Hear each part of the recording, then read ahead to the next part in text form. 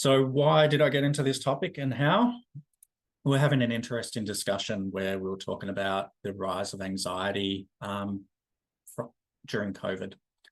And when the person that was having the discussion, that was doing the research, was tracking anxiety rates in teenagers, and they couldn't find a big increase in COVID.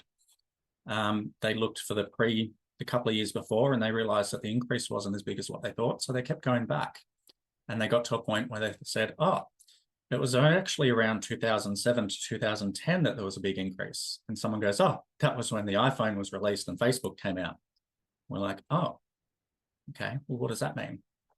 So this lovely chart that I got from a tech company shows the cell phone usage around the world over time. We can see that it was very little up until around the 2008 to 2010 mark. And then it's rapidly increased since. I didn't include the charts that show teenage use and use by ages over time, but there are some clear patterns that reflect this across.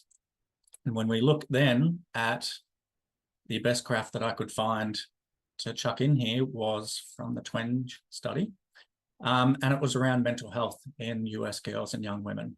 And we see a big increase. So it started to happen back around 2007, 2008.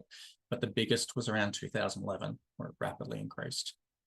And this same study looked at whether there was a correlation between that and the amount of time used on social media or smartphones. And this graph next to it shows the correlation for depression in boys and girls based on screen time use, the daily use there.